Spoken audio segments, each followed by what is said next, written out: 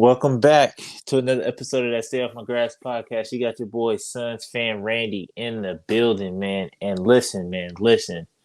So we got the Blazers tonight, you know what I'm saying? And we dealt with them pretty handily, you know what I'm saying? It was a good dub from start to finish. I feel like it was a mix of things I'm gonna dive into a little bit later on, but I want to just get this out of the way first, and just get this off my chest. So we got hit with the news earlier on today that Cam Johnson is out and that he potentially is down with a potential torn meniscus, partially torn meniscus.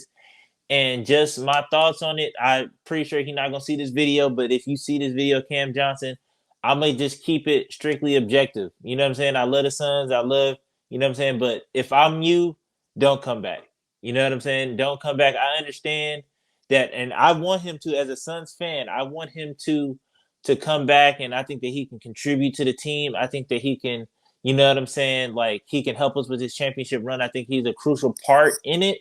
But at this point, like, I don't think that you should rush back an injury or rush back coming from something like that, especially in a contract year.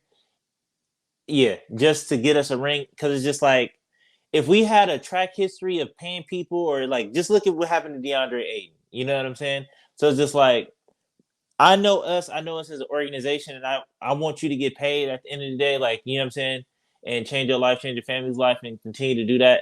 But like I said, if objectively speaking, you know what I'm saying, don't come back, don't risk it, don't. It's not worth it. You know what I'm saying? It's not gonna do nothing but bring your value down unless you come back absolutely balling, which is, you know what I'm saying, like the best case scenario is you come back and you absolutely like you ball lights out and that goes, you know what I'm saying? That brings up your value. But if you come back like you did last year and you play like, you know what I'm saying, a little spotty, like kind of like ass, it's not worth it, big dog. So that's what I'm saying. Like objectively, you know what I'm saying? Get your money, man.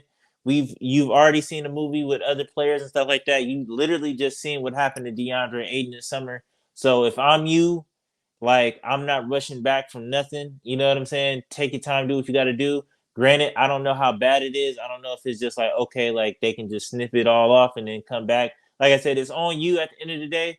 But if I'm you, if I'm sitting in that seat, I'm not coming back, especially just strictly off the money side of it. Cause it's just like at this point, I don't know if I trust the organization. And then we didn't even give you a contract. You know what I'm saying? So it's just like I wouldn't trust this organization. I wouldn't trust upstairs enough to be like, you know what, I'm willing to put this shit on the line and be like, you know, I'm gonna go out there and ball out, and y'all gonna take care of me.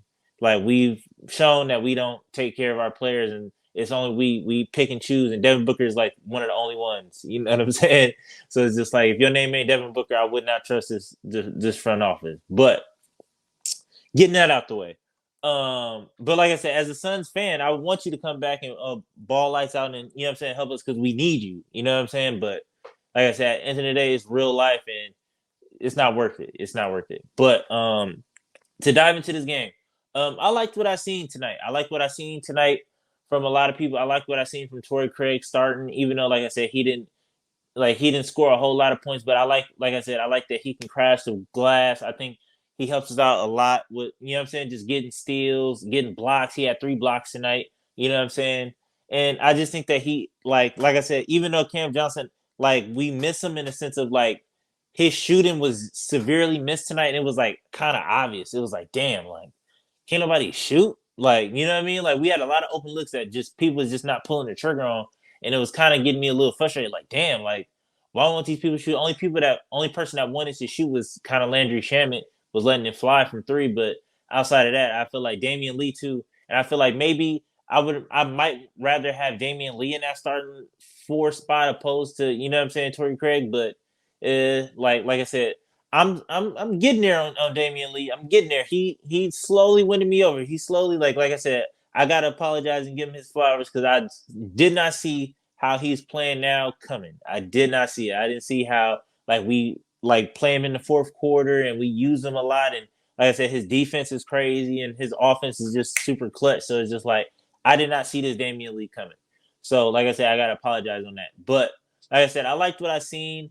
We were the passes are a little bit more crisp today. Like I still don't see a lot of entry passes to DA for whatever reason. He only got 6 attempts. Granted, he was in foul trouble, And to dive into the game from the Blazers standpoint, I feel like the Blazers, like I don't know, I feel like the refs kind of like helped us out because they knew that they fucked us the last game.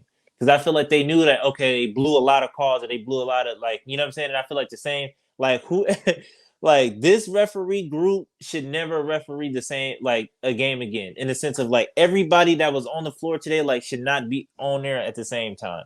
Like it has to be some sort of separation. It has to be some sort of something because like I just feel like it was a lot of blown calls tonight. It was a lot of just what was going on. I don't know what's going on with this refereeing crew, but they just you know what I'm saying. It was bad all over from both sides of the ball. But in Portland's defense, like they never got a rhythm going. They was in foul trouble. It was a lot of ticky tack fouls, and I feel like the momentum really shifted once the officials started to see like okay like that the Portland players are actually pushing people into the screens. You know what I'm saying? Like when DeAndre Ayton would go set the screen, they would push him into the other player. He would flop a little bit or get hit, and then they would just call foul. But once they started getting wind of like, oh, what was going on, I feel like they had like maybe 3 or 4 fouls back to back to back to back, and then that kind of just shifted the whole momentum of the game. Devin Booker essentially brought it home. So you know what I'm saying? It was what it was. Mikal Bridges was decent tonight. He gave us 11 points. Nothing too crazy. He played Jeremy Grant a little bit better tonight. That's what I appreciated. Jock Landale was decent. You know what I'm saying? Chris Paul actually was in double digits tonight with 15. He was actually hitting some threes, getting some fouls. A lot of it came from the free throw. Dario looked decent. He just I don't know, man. I don't know if I trust it yet fully, like in meaningful minutes. But it just seemed like he just like his athleticism is just like he has to learn kind of how to like navigate around some of these athletic players in the league. Bismack is gonna do biz stuff. You know what I'm saying? He finished the game with 3, and I like Biz now. Like I feel like I wish that we could start Jock at the 4, but I understand it. But I would really love to see a lineup with Jock and Da in at the same time, and then just let Biz, and then you know what I'm saying. I would really like to see that, but if it don't happen, I'm not too mad at it. But yeah, man, today was a good win.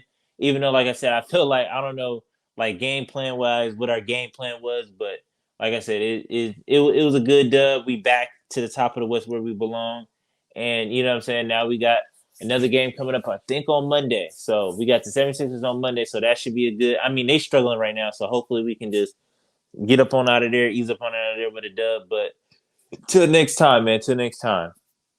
Peace.